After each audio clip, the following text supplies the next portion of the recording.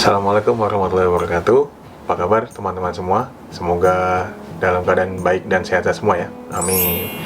Balik lagi nih bersama si Pet ID. Kali ini karena banyak banget nih yang nanyain kalau bayi musang di bawah 1 bulan makannya apa, harus dikasih apa aja. Nah, kali ini kita mau ngasih tutorial ini berdasarkan pengalaman saya pribadi. Pertama-tama, kalau kalian belum subscribe, tolong subscribe dulu ya. Oke. Ada berbagai macam alasan kenapa kita harus memberikan susu tambahan atau susu formula nih ke bayi-bayi musang. Pertama, mungkin si induknya ini nggak mau nyusuin, stres gitu ya, anaknya ditinggalin gitu aja, dibiarin. Jadinya mau nggak mau kita harus kasih susu sendiri. Atau si karakter induknya memang galak, jadi mau nggak mau supaya kita menjaga si karakter anaknya atau bayinya supaya nggak ikut ibunya, bisa kita pisah sebelum usia 1 bulan dan kita kasih susu sendiri. Atau si induk ini pas ngelahirin anaknya banyak nih, mungkin ada 1 atau 2 bayinya yang kalah nyusu dibanding dengan anak-anak yang lain atau bayi-bayi yang lain. Kita bisa juga tuh ngasih susu tambahan buat yang kalah nyusu tadi. Atau juga kondisi induknya ini pas mengharuskan melakukan proses sesar, maka kita bisa juga kasih susu tambahan, karena biasanya pasca sesar itu si induk bingung tuh dan masih recovery si lukanya kan, jadi biasanya belum bisa nyusuin atau malah nggak mau nyusuin sama sekali ke anaknya. Terus pengalaman pribadi juga pernah baru-baru ini si induknya ini agak overprotective lah. Jadi kalau misalnya ngelihat orang atau gerakan atau sesuatu gitu ya, atau suara itu panik, jadi kayak nggak nyaman. Nah, jadinya si anaknya ini dibawa kemana-mana. Biasanya sih baik-baik aja, cuman kalau terlalu sering frekuensi bawa-bawa si anaknya ini dan pegangan si induknya terlalu kencang, kan itu dia megangnya pakai giginya tuh, pakai mulutnya. Kalau terlalu kencang dan anaknya gerak-gerak terus, itu bisa nyebabin luka. Nah, lukanya tuh biasanya di bagian dadanya tuh. Nah, kemarin bener aja ada yang kejadian kayak gitu pada saat umur 2 minggu. Lukanya lumayan parah. Supaya selamat, akhirnya kita pisahin dari induknya. Itu akhirnya kita kasih susu sendiri. Oke, teman-teman, kalau misalnya induknya baik-baik aja, anaknya baik-baik aja, nyusu sama induknya, nggak ada alasan untuk misahin si bayi ini ke sama induknya, nggak apa-apa, kalian terusin aja. Karena sekali kalian pisahin nih, ya udah, kalian harus benar-benar komitmen tuh untuk memberikan semua yang dia butuhin nih ke bayi musangnya. Di susu ini jenisnya macam-macam. Sayangnya belum ada nih susu formula khusus untuk bayi musang. Ya semoga aja setelah video ini akan ada nih si susu pengganti atau susu formula untuk bayi musang. Amin. Nah, yang ada sekarang biasa yang saya pakai itu susu untuk bayi anjing sama bayi kucing. Oke, yang biasa kita pakai nih salah satunya ada Biparlactol. Ini susu untuk bayi anjing. Biasa kita kasih juga nih ya. Oke, yang kedua ini ada Royal Canin untuk baby cat atau bayi kucing.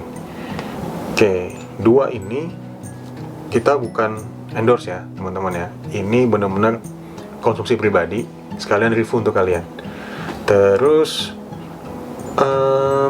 dua-dua ini kita sering pakai, dua-duanya. Perbedaannya yang paling terlihat sih kandungannya itu si Si Bipar ini, Lactol, tidak ada kandungan taurinnya. Karena untuk anjing memang tidak ada masalah nih soal mengenai taurin. Sedangkan untuk yang di Royal Canin untuk bayi kucing, ini ada kandungan taurinnya, dimana si kucing ini memang butuh banget taurin, yang dimana dia tidak bisa mencerna makanan menjadi taurin, jadi harus dikasih langsung si taurinnya. Sisanya kurang lebih hampir sama.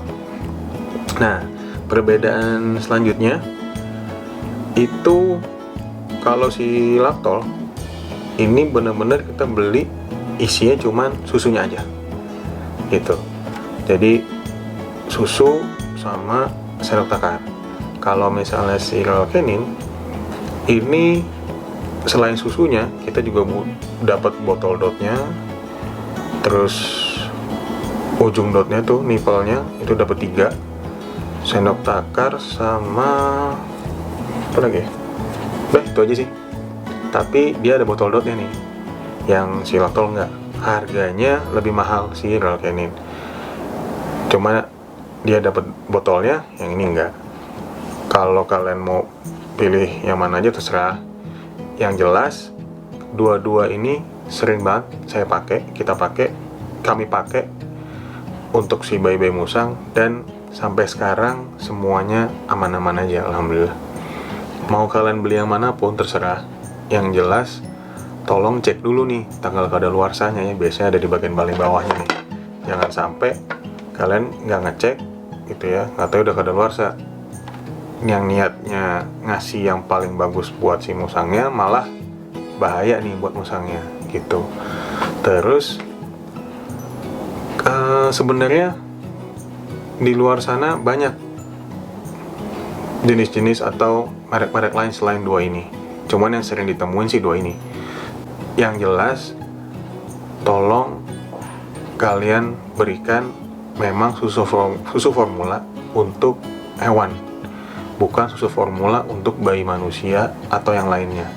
Jadi kalau misalnya sekarang kalian biasa pakai atau baru mau nyoba pakai susu formula yang untuk manusia, saya sih nggak rekomendasiin. Kenapa? Karena bahayanya satu, diare. Kalau udah diare itu bahaya banget untuk bayi musang ya. Terus jangan ngasih sesuatu yang memang tidak bisa dicerna nih sama si bayi musangnya, bahaya juga. Lalu selanjutnya cara pembuatannya nih. Cara pembuatannya sebenarnya mudah, kalian tinggal ikutin aja instruksi yang ada di kemasan masing-masing. Ada yang di buku instruksinya, itu kalian tinggal ikutin aja. Yang jelas kalian memberikan susu itu jangan sampai terlalu kental atau terlalu encer. Jadi biasanya nih kalau kita ngikutin si instruksinya, takarannya itu emang agak-agak kental, tapi memang baik-baik aja gitu. Jangan sampai lebih kental lagi. Kenapa? Karena kalau lebih kental nih, pupnya nanti terlalu keras. Kasihan si bayi musangnya, nanti susah banget kayak sembelit gitu. Jadi susah banget pupnya. Terlalu cair pupnya nanti terlalu encer juga gitu, kurang bagus. Jadi kalau bisa ikutin aja sesuai dengan takarannya gitu. Pertama kali yang kalian harus cek setelah sesuai takaran, pasti ini tidak ada gumpalan di air susu itu. Kalian bisa shake ya di botolnya, atau kalian gunain bisa pakai shaker juga, atau kalian bisa pakai sendok dulu di gelas gitu ya, nanti langsung sesuai takarannya. Biasanya ini emang cepet banget larut sama si airnya ini, jadi nggak gampang gumpal. Suhunya disesuaiin nih teman-teman. Cara ngecek suhunya tuh gampang sebenarnya. Kalian setelah udah jadi, kalian tetesin aja nih di pergelangan tangan bagian dalam. Kalau kalian ngerasa kayak aduh gitu ya, kaget atau nggak nyaman, itu juga nggak bakal nyaman untuk si musang, berarti belum cocok suhunya, terlalu panas. Biasanya kalau saya pakai air biasa aja, nggak pakai air panas atau air hangat. Kenapa? Karena supaya lebih aman, nggak takut kepanasan, juga saya cuma takut sih si nutrisinya ini berubah atau rusak gitu. Jadi saya biasa pakai air biasa aja, dan biasanya itu untuk si bayi musang nggak ada masalah, dia tetap mau dan nggak ada nggak ada efek samping apa-apa. Oke, yang selanjutnya ini pemilihan botol dan dotnya nih teman-teman. Macam-macam juga jenisnya, mereknya juga macam-macam. Cuman biasa saya pakai itu dua ini. Satu ini memang udah dapat dari si susunya. Yang sebelahnya saya beli sendiri nih. Mereknya Verplus, di mana-mana ada kok. Terus yang sejenisnya juga banyak banget. Kalau pilihannya sih atau rekomendasinya mana aja. Cuman si botol Royal Canin ini memang awet banget nih. Dia selain unbreakable atau gak gampang pecah, terus bisa di steril juga gitu ya. Terus si takarannya ini jarang banget hilang nih, walaupun dicuci berkali-kali atau dipakai berkali-kali. Yang lain sih biasanya ya 10 kali itu pakai cuci itu hilang gitu. Tapi bagusnya botol yang satunya ini volume isinya lebih besar. Jadi kalau misalnya bayinya banyak gitu ya, atau usianya sudah lumayan besar, bisa ngasih sekalian banyak tuh enak pakai ini. Karena kalau si Royal Canin ini mentok paling 30 ml. Kalau ini bisa sampai 115, tuh beda banget kan takarannya. Jadi bisa banyak banget kalau yang ini. Terus bisa dipencet juga karena dia kayak elastis juga. Kalau ini nggak bisa, ini keras. Lalu selanjutnya bisa juga kalian pakai syringe nih atau si suntikan. Ini biasanya saya pakai pertama kali pada saat kasih susu pertama kali si bayi musang itu, setelah dipisah atau disapi dari induknya. Saya biasa pakai ini dulu. Kenapa? Karena kalau langsung di botol dot itu mereka bingung tuh, nggak ada yang mau, malah nanti kalian kesel juga. Kenapa? Karena nggak bisa gitu. Karena emang wajar kalau pertama kalian coba itu terus nggak bisa, dia nggak mau nyusu, nggak mau langsung ngedot nih, nggak apa-apa, itu normal kok, karena mereka juga belum biasa gitu. Jadi biasanya saya pakai suntikan dulu atau si syringe ini dulu. Cara pakainya biasanya saya nggak langsung dari sini sih, saya kasih nipple yang ini. Nah, nipple ini kalian bisa temuin di mana-mana, biasanya satu paket sama si botolnya kalau beli. Cara pakainya langsung aja nih, masukin. Agak susah tapi pas kok. Nah kayak gini teman-teman. Jadi lebih enak, kita ngasihnya tuh lebih pas lah gitu, pelan-pelan. Kalau ini kan kalian mau ngasihnya ya udah nunggu dia nyedot aja, kalau enggak ya nggak keluar gitu. Oke. Terus pemilihan ujung nipple-nya nih, ujung dotnya. Kenapa? Karena biasanya ada yang udah berlubang gitu ya dari sananya, ada yang belum. Kayak ini contohnya tadi. Ini nih datang, kalau kalian beli barunya itu berikat atau belum dipotong sama sekali, belum ada lubangnya. Nah, kalian harus lubangi sendiri. Caranya macam-macam. Bisa kalian bikin X potongnya, gitu ya. Nanti kita kasih lihat. Bisa kalian potong X, bisa kalian bentuk V, atau bisa kalian potong langsung dari samping gitu. Nah, bisa kalian potong kayak pilihan tadi atau manapun lagi, terserah.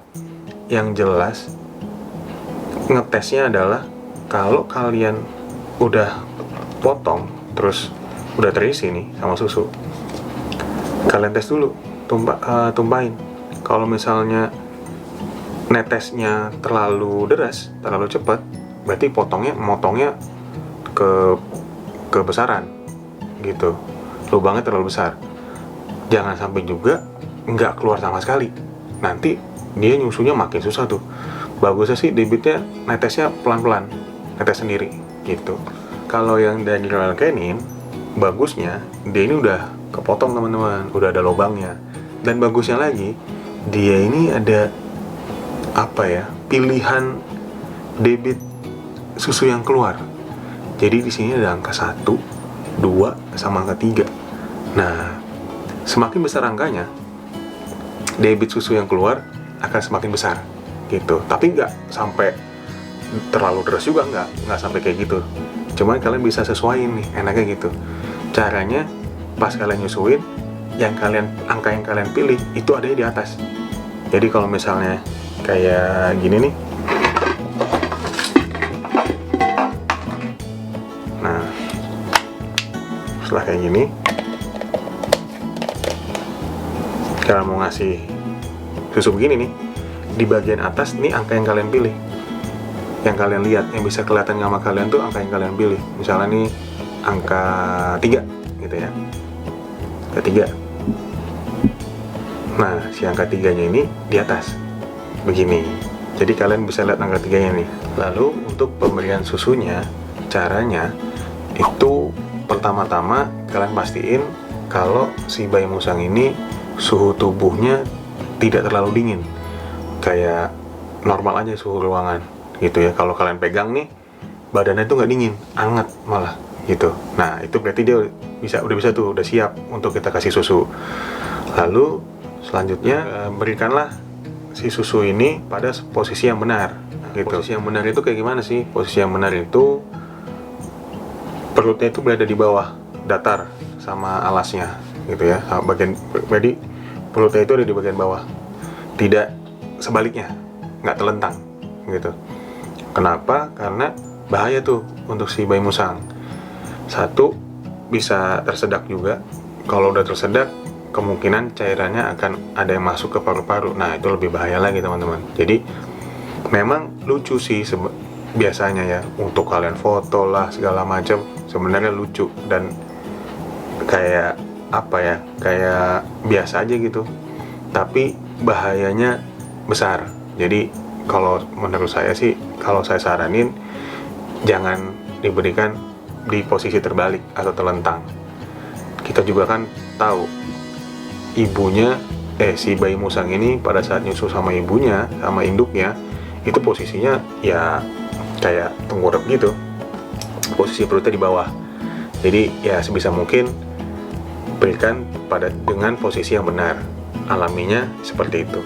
Teman-teman, ini udah ada bayi musangnya. Ini bayi musang pandan, usia 2 minggu lewat lah, ini sekitar 18 hari sekarang. Nah, ini kemarin saya pisah pada saat usia 14 hari karena ada kondisi khusus lah yang tadi saya ceritain, yang di dadanya itu luka cukup parah. Nah, makanya langsung kita pisah dua-duanya. Alhamdulillah baik-baik aja nih, udah mau nyusu juga. Awal pertama kali kalian kasih susu itu pasti susah gitu ya. Dia kalau langsung dari dotnya itu kayak nolak gitu, nggak mau, aneh gitu ya, karena baru pertama kali pastilah ngerasa nggak nyaman gitu. Makanya biasanya saya nggak pakai botol dot ini, saya biasanya pakai si suntikan tadi, si syringe tadi yang ini. Nah, ini sama ininya. Gak sabar nih dia nih. Oke, pertama-tama emang agak susah kalau langsung di dot ya. Jadi saya biasanya pakai si suntikan atau si syringe ini dulu. Oke, pelan-pelan aja, pakai 2 jari ini, telunjuk dan ibu jari itu, ngalungin si lehernya supaya mastiin dia emang nelen dan kepegang juga Nah, seperti ini. Pelan-pelan aja dirasain. Jangan sampai terlalu banyak, cepet juga bisa tersedak juga, bahaya. Oke. Nah, biasanya kalau udah dia bisa pakai ini, baru dia bisa pakai si botol dot tadi. Oke, kita langsung coba ya. Oke, bismillahirrahmanirrahim. Nih, dek.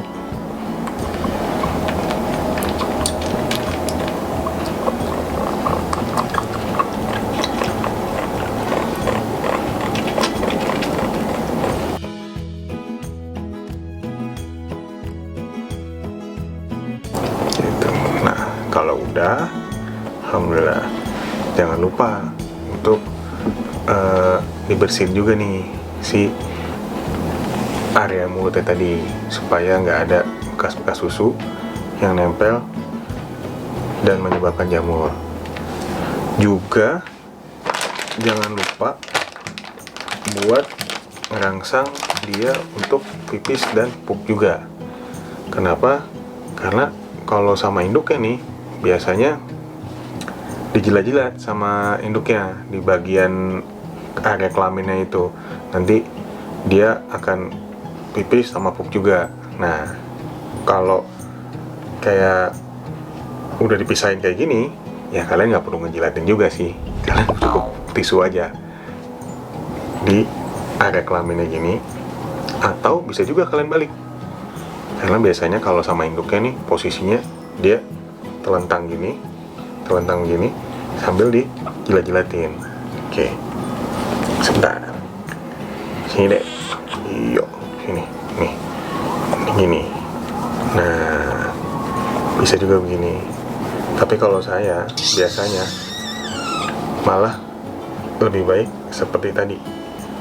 Pada saat ngasih susu, posisinya baru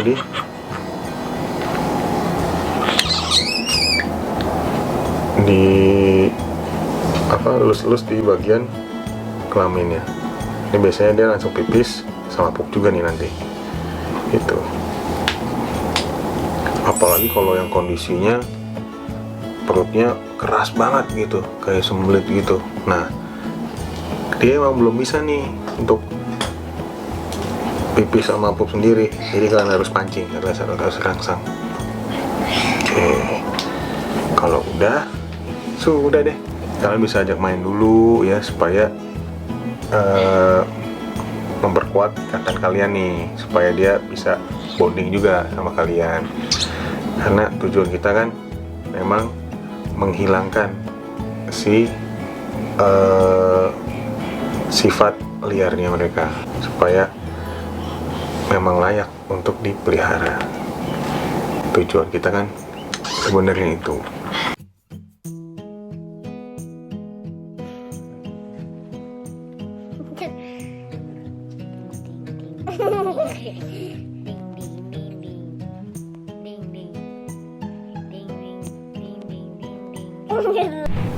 Tips dari saya untuk teman-teman semua nih, ikutin aja instruksi yang sudah tertera di masing-masing produk susu untuk takaran pemberian susunya.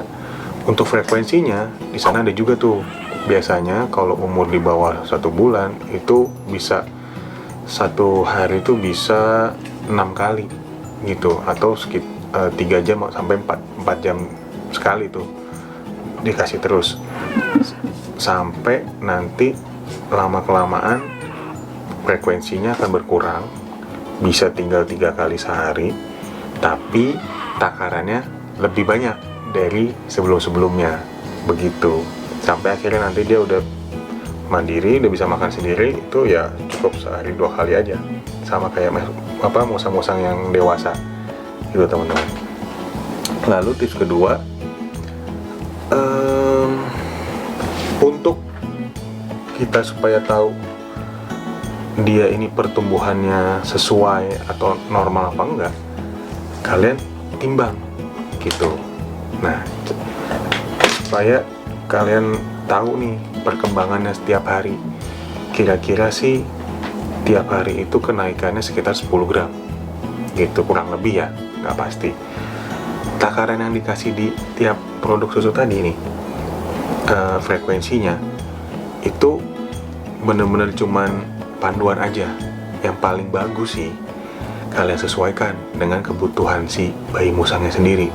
Kadang-kadang nih udah kita kasih sesuai takaran tapi dia masih mau nambah gitu ya, itu ya kalian kasih lagi aja sampai dia bener-bener udah selesai, berarti itu takarannya gitu. Jadi sesuai dengan kebutuhan dia aja. Memang butuh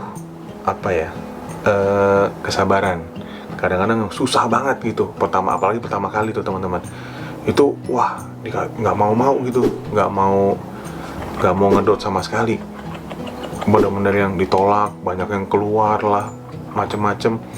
Terus dianya juga jadi panik gitu ya, lapar tapi nggak, dia nyusu kok aneh gitu ya. Nah, kuncinya sekali lagi kalian harus sabar. Kenapa? Karena ya udah nih, hidupnya dia tergantung sama kita nih, udah nggak ada induknya lagi ya kan. Jadi kalian harus sabar, semangat buat ngasih susunya.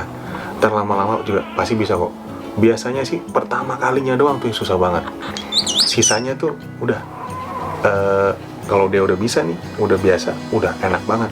Kayak tadi tuh langsung dilepas aja, dia udah nyari sendiri dan langsung nyusu sendiri. Oke teman-teman, itu tadi tutorial bagaimana cara memberikan susu pada bayi musang.